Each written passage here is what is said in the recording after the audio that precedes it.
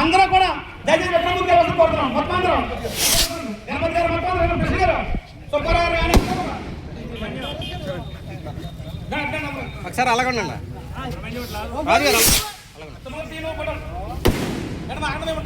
సాక్షిరా అలాగే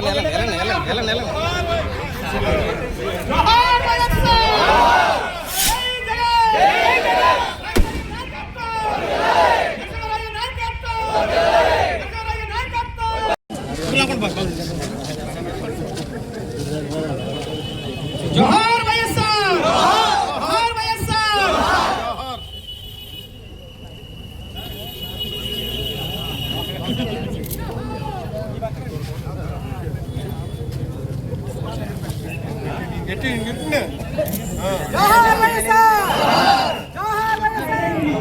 ఎందుకంటే 1949లో మరి కడపలో జన్మించి ఆయన విద్య పూర్తి చేసి డాక్టర్గా పేదలకు వైద్యం అందించారు.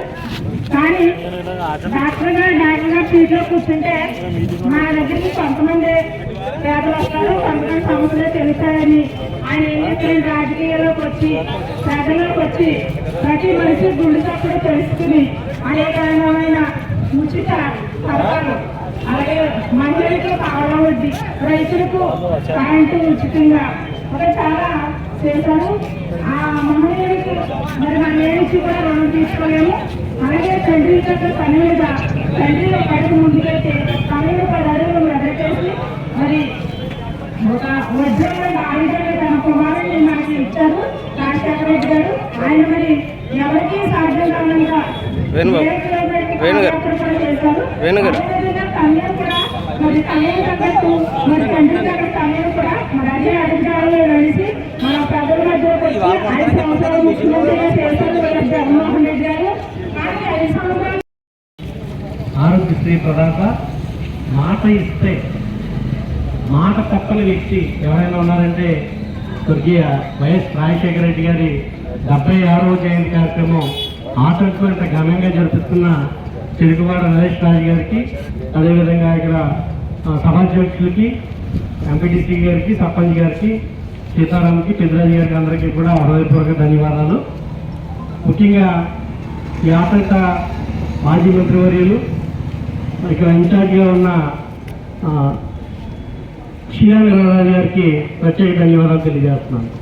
ఇప్పుడు ఆటంకలో పార్టీ కోసం మాట్లాడటం కన్నా ఈరోజు రాజశేఖర రెడ్డి గారి కోసం ఒక మాట మాట్లాడుతున్నాం.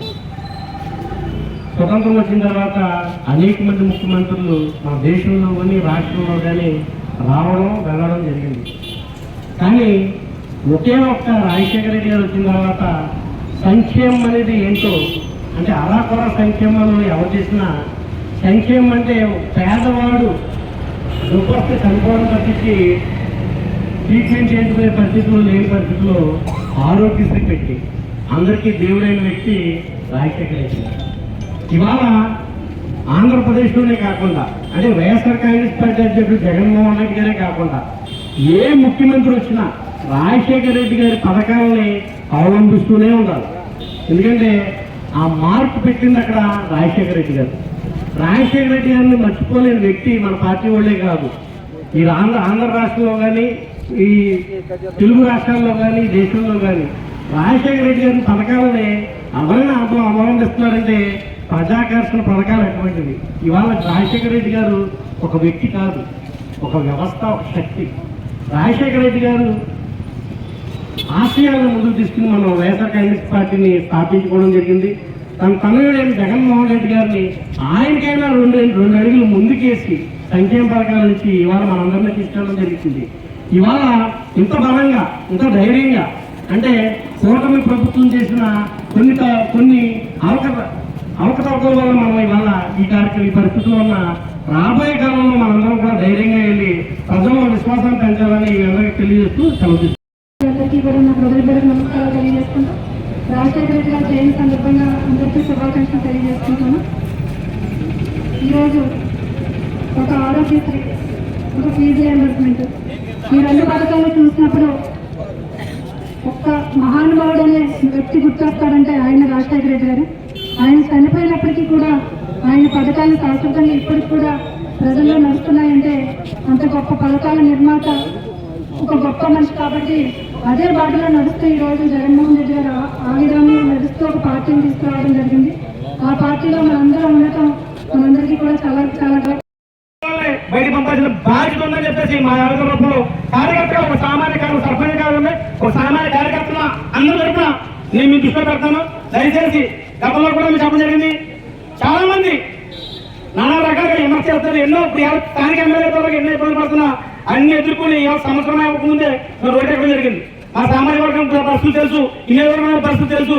ఇవన్నీ దృష్టిలో పెట్టుకుని మేము ఏదో చెప్తున్నామని ఇదే వెళ్ళిపోవడం కాకుండా మరి పెద్దలైనటువంటి మీరు తక్షణసరిగా మరి ఈయన కాదు, ఈయనతో పాటు కొన్ని గ్రామాల్లో కూడా ఉండి ఫేస్బుక్ లో వాట్సాప్ లో వచ్చిన ఎంపీటీసీలకి, ఎంపీపీలకి, జిల్లా పరిషత్ సభ్యులకి, జిల్లా పరిషత్ మెంబర్లకి, అలాగే పార్టీ నాయకులకి, సర్పంచులకి, అలాగే వైఎస్ఆర్ పార్టీ అభిమానులకి, వైఎస్ఆర్ అభిమానులకి నా హృదయపూర్వక నమస్కారాలు.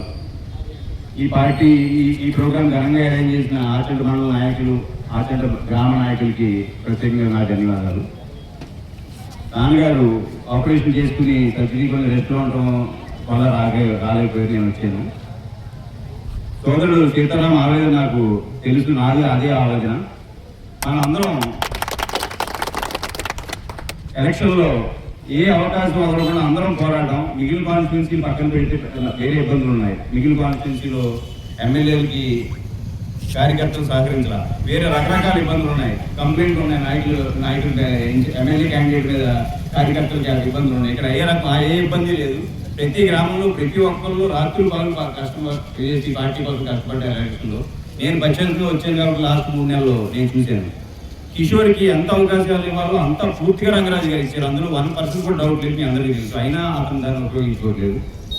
అది ఇవాళ సోదరుడు సీతారాం చెప్పిన ఆవేదన పూర్తిగా కరెక్ట్, అందులో అనుమానం ఏం లేదు. 14వ తారీఖు మీటింగ్ రోజే ఫస్ట్ ఎజెండా ఇదే డిస్కషన్ జరగాలి. దీని మీద నిర్ణయం జరిగిన తర్వాత వేరే ఎజెండా డిస్కషన్ అయ్యేలా మనం అందరం రంగరాజు గారితో మాట్లాడదాం, ప్రసాద్ గారితో మాట్లాడదాం. అలాగే అబ్జర్వర్ గారు ఇక్కడ ఉన్నారు కాబట్టి ఆయన కూడా ఈ బాధ్యత ఉంటుంది. అలాగే రాజశేఖర రెడ్డి గారి గురించి నేను ప్రత్యేకంగా చెప్పక్కర్లేదు. నేను రంగరాజు గారు ఫస్ట్ టైం ఎమ్మెల్యే ఆయన వల్లే అయ్యారు. నేను 2 సార్లు కలవడం జరిగింది. 2 సార్లు మనిషి ఉన్న అట్రాక్షన్ అది పుట్టుకతో వస్తుంది. ఒకసారి ఆయన ఒక నార్కి ఒక పలకరింపుతో ఒకసారి కలిసి ఎవరైనా ఒక పలకరింపుతో జీవితాంతం ఆయన సొంత మనిషిని ఫీల్ అవుతారు. ప్రతి ఒక్కరు ఆయనలో గొప్పతనం అది. రాజశేఖర రెడ్డి గారి జన్మదిన కార్యక్రమానికి వచ్చేస్తున్నారు. మీ అందరికీ కూడా హృదయపూర్వక ధన్యవాదాలు. రాజశేఖర రెడ్డి గురించి, జగన్మోహన్ రెడ్డి గారి గురించి మీ అందరికీ, ప్రజలందరికీ తెలిసిన విషయమే.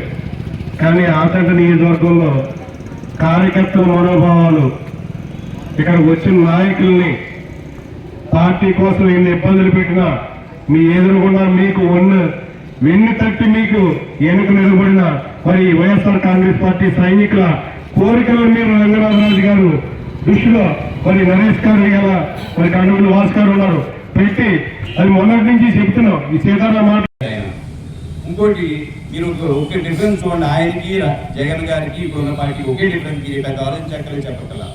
రాజశేఖర రెడ్డి గారు సింగిల్ మ్యాన్ గా, కాంగ్రెస్ పార్టీ సింగిల్ మ్యాన్ గా ఉండి పాదయాత్ర చేసి ప్రజల్లోకి వెళ్ళి ప్రజల ఇబ్బందులు తెలుసుకుని పథకాలు ప్రవేశపెట్టి ఆయన జననేత అయ్యారు. ఆయన పెట్టి ఆరోగ్యశ్రీ ఏంటి ఎక్కడ ఇండియాలో లేని పథకాలన్నీ ఆయన ప్రవేశపెట్టారు. అదే మన పార్టీకి ఇవ్వాలంటే తోడు. మన ఎలక్షన్కి 2019 ఎలక్షన్ ఇంటింటికి వెళ్ళినప్పుడు, ప్రతి ఊరు వెళ్ళినప్పుడు ప్రతి ఒక్కరు ఆయన గురించి చెప్పారు. నాకు ఇలా ఆపరేషన్ చేయించారండి, గుండె ఆపరేషన్ ఒకరు, నా పిల్లలు చదివించి అమెరికాలో ఉన్నారండి. మనకు ఆ రోజు వచ్చిన ప్రతి 60 సీట్లు పూర్తిగా రాజశేఖర రెడ్డి గారు సెలవు వల్లే. అలాగే మన అందరం కూడా, మనం అందరం పొలిటికల్ డిఎన్ఏలో రాజశేఖర రెడ్డి గారు ఉన్నారు. మనం అందరం రాజశేఖర రెడ్డి గారు మనకు. రాజశేఖర రెడ్డి గారు ఇంటి మొత్తం స్టేట్ అంతా తిరిగి పథకాలు ఏమేమి జనాలు కావాలో అవి ప్రవేశపెట్టారు. అలాగే జగన్ గారు కూడా పూర్తి స్టేట్ అంతా తిరిగి నవరత్నాలను లాంచ్ చేశారు. టీడీపీ ఏం చేసిందండి, లోకేష్ గారు స్టేట్ అంతా తిరిగి రెడ్ బుక్ రాశారు. ఆయన చేస్తే రెడ్ బుక్, ఆ రెడ్ బుక్ ఏంటి అందరినీ వేధిస్తాను. సో అదే అది బుద్ధి చెప్తుంది. ప్రజలు రెడ్ బుక్ పెట్టుకున్నారు ఆల్రెడీ. అందులో 3 పేర్లు ఉంటాయి, ఆ 3 పేర్లు ఉంటాయి. ఎవరు? చంద్రబాబు నాయుడు గారిది, పవన్ కళ్యాణ్ గారిది, లోకేష్ గారిది. ఈ 3 పేర్లు రెడ్ బుక్ లో ఉంటాయి. మెల్లి ఎలక్షన్ లో వన్ సైడ్ మనకు 11 వచ్చినాయి కదా, వాళ్ళు 6 కూడా రావు. అది 100%. కార్యకర్తలు అందరూ ఏ కాన్స్టిట్యున్సీ చూసినా ఎన్ని ఇబ్బందులు వచ్చినా పై నాయకులు వెళ్ళారు కానీ కింద కార్యకర్తలు, గ్రామ కార్యకర్తలు ఎవ్వరూ పార్టీ మారలేదు. అది పార్టీ అంటే ఉన్న అభిమానం, జగన్ గారు అంటే ఉన్న అభిమానం. జగన్ గారు కూడా కొత్తగా కార్యక్రమం పెట్టారు. 14వ తారీఖు మన ఆఫీస్లో లాంచ్ అవుతుంది. అందరూ కూడా ఆ కార్యక్రమానికి వచ్చి జయప్రదం చేయాలని కోరుకుంటూ ఈ అవకాశం ఇచ్చినందుకు ధన్యవాదాలు. ఏ అవకాశం వదలకుండా అందరం పోరాటం. మిగిలిన కాన్స్టిట్యున్సీ పక్కన పెడితే వేరే ఇబ్బందులు ఉన్నాయి. మిగిలిన కాన్స్టిట్యున్సీలో ఎమ్మెల్యేలకి కార్యకర్తలు సహకరించాల, వేరే రకరకాల ఇబ్బందులు ఉన్నాయి, కంప్లైంట్లు ఉన్నాయి. నాయకులు ఎమ్మెల్యే క్యాండిడేట్ మీద కార్యకర్తలకు ఇబ్బందులు ఉన్నాయి. ఇక్కడ ఏ ఇబ్బంది లేదు. ప్రతి గ్రామంలో ప్రతి ఒక్కళ్ళు రాత్రులు కాలం చేసి పార్టీ కోసం కష్టపడ్డారు. ఎలక్షన్లో నేను బడ్జెట్లో వచ్చాను కాబట్టి లాస్ట్ 3 నెలలు నేను చూశాను. కిషోర్కి ఎంత అవకాశాలు ఇవ్వాలో అంత పూర్తిగా రంగరాజు గారు ఇచ్చారు. అందులో 1% కూడా డౌట్ లేదు, అందరికీ తెలుసు. అయినా అతను దాన్ని ఉపయోగించుకోవట్లేదు. అది ఇవాళ సోదరుడు చేస్తారని చెప్పిన ఆవేదన పూర్తిగా కరెక్ట్. అందులో అనుమానం ఏం లేదు. 14వ తారీఖు మీటింగ్ రోజే ఫస్ట్ ఎజెండా ఇదే డిస్కషన్ జరగాలి. దీని మీద నిర్ణయం జరిగిన తర్వాత వేరే ఎజెండా డిస్కషన్ ఇలా మనం అందరం రంగరాజు గారితో మాట్లాడదాం, ప్రసాద్ గారితో మాట్లాడదాం. అలాగే అబ్జర్వర్ గారు ఇక్కడ ఉన్నారు కాబట్టి ఆయన కూడా ఈ బాధ్యత ఉంటుంది. అలాగే రాజశేఖర రెడ్డి గారి గురించి నేను ప్రత్యేకంగా చెప్పక్కర్లేదు. నేను రంగరాజు గారు ఫస్ట్ టైం ఎమ్మెల్యే ఆయన వల్ల అయ్యాడు. నేను 2 సార్లు కలవడం జరిగింది. 2 సార్లు మనిషి ఉన్న అట్రాక్షన్ అది పుట్టుకతో వస్తుంది. ఒకసారి ఆయన ఒక నార్పి ఒక పలకరింపుతో ఒకసారి కలిసి ఎవరైనా ఒక పలకరింపుతో జీవితాంతం ఆయన సొంత మనిషిని ఫీల్ అవుతారు ప్రతి ఒక్కరు. ఆయనలో గొప్పతనం అది. అందుకే ఆయన చనిపోయిన తర్వాత కూడా అన్ని రెట్లు పెద్ద అయ్యారు ఆయన. ఇంకోటి మీరు ఒక డిఫరెన్స్ చూడండి. ఆయనకి జగన్ గారికి ఇప్పుడున్న పార్టీకి ఒకే డిఫరెన్స్, పెద్ద ఆలోచించక్కర్లేదు చెప్పగల. రాజశేఖర రెడ్డి గారు సింగిల్ మ్యాన్గా, కాంగ్రెస్ పార్టీ సింగిల్ మ్యాన్గా ఉండి పాదయాత్ర చేసి ప్రజల్లోకి వెళ్ళి ప్రజల ఇబ్బందులు తెలుసుకుని పథకాలు ప్రవేశపెట్టి ఆయన జననేత అయ్యారు. ఆయన పెట్టిన ఆరోగ్యశ్రీ ఏంటి, ఎక్కడ ఇండియాలో లేని పథకాలన్నీ ఆయనే ప్రవేశపెట్టారు. అదే మన పార్టీకి ఇవ్వాలంటే తోడు. మన ఎలక్షన్కి 2019 ఎలక్షన్ ఇంటింటికి వెళ్ళినప్పుడు, ప్రతి ఊరు వెళ్ళినప్పుడు ప్రతి ఒక్కరు ఆయన గురించి చెప్పారు. నాకు ఇలా ఆపరేషన్ చేయించారని, గుండె ఆపరేషన్ ఒకరు, నా పిల్లలు చదివించి అమెరికాలో ఉన్నారని. మనకు ఆ రోజు వచ్చిన ప్రతి 60 సీట్లు పూర్తిగా రాజశేఖర రెడ్డి గారు చదువు వల్లే. అలాగే మన అందరం కూడా, మనం అందరం పొలిటికల్ డిఎన్ఏలో రాజశేఖర రెడ్డి గారు ఉన్నారు. మనం అందరం రాజశేఖర రెడ్డి గారు నమ్ముతాం. రాజశేఖర రెడ్డి గారు ఇంటి మొత్తం స్టేట్ అంతా తిరిగి పథకాలు ఏమేమి జనరల్ కావాలో అవి ప్రవేశపెట్టారు. అలాగే జగన్ గారు కూడా పూర్తి స్టేట్ అంతా తిరిగి నవరత్నాలను లాంచ్ చేశారు. టీడీపీ ఏం చేసిందండి, లోకేష్ గారు స్టేట్ అంతా తిరిగి రెడ్ బుక్ రాశారు. ఆయన చేస్తే రెడ్ బుక్, ఆ రెడ్ బుక్ ఏంటో అందరినీ వేధిస్తాను. సో అదే ఆయన బుద్ధి చెప్తుంది. ప్రజలు రెడ్ బుక్ పెట్టుకున్నారు ఆల్రెడీ. అందులో 3 పేర్లు ఉంటాయి, ఆ 3 పేర్లు ఉంటాయి. ఎవరు? చంద్రబాబు నాయుడు గారిది, పవన్ కళ్యాణ్ గారిది, లోకేష్ గారిది. ఈ 3 పేర్లు రెడ్ బుక్ లో ఉంటాయి. మెల్లి ఎలక్షన్ లో వన్ సైడ్ మనకు 11 వచ్చినాయి కదా, వాళ్ళు 6 కూడా రావు. అది 100%. కార్యకర్తలు అందరూ ఏ కాన్స్టిట్యున్సీ చూసినా ఎన్ని ఇబ్బందులు వచ్చినా పై నాయకులు వెళ్ళారు కానీ కింద కార్యకర్తలు, గ్రామ కార్యకర్తలు ఎవ్వరూ పార్టీ మారలేదు. అది పార్టీ అంటే ఉన్న అభిమానం, జగన్ గారు అంటే ఉన్న అభిమానం. జగన్ గారు కూడా కొత్తగా కార్యక్రమం పెట్టారు. 14వ తారీఖు మన ఆఫీస్లో లాంచ్ అవుతుంది. అందరూ కూడా ఆ కార్యక్రమానికి వచ్చి జయప్రదం చేయాలని కోరుకుంటూ ఈ అవకాశం ఇచ్చినందుకు ధన్యవాదాలు. మన దగ్గరకు వస్తున్నారు. మరి దానికి వాళ్ళని కూడా మీరు గుర్తించాలని కూడా నేను తెలియజేస్తున్నా. ఒక వ్యక్తి కిషోరే కాదు, ఈ రోజుకి కిషోర్ గారిని ఎవరెవరు నడిపిస్తున్నారు. ఎవరు ఆ రోజు మీటింగ్ ఎవరు పెట్టించారు సిద్ధాంతంలో, మరి ఆ రోజు వ్యక్తులు ఎవరు, అది కూడా మీరు చూపించండి. ఒక వ్యక్తి కాదు, ఒక వ్యక్తి దగ్గర ప్రతి చోట ఈ రోజు ఉన్నారు. మీరు ఎంక్వైరీ చేయండి. ప్రతిరోజు ప్రధాన గారు వెళ్తారు, మన వ్యాపారాలు చేసుకున్నారు, మన పార్టీలు ఇష్టం కూడా. మరి ఎవరు కూడా ఒక కార్యకర్త కూడా అన్ని అవినీతి చేయలేదు. కానీ ఒక్కసారి వాళ్ళని కూడా మీరు గుర్తు చేసుకోమని నేను తెలియజేస్తున్నాను.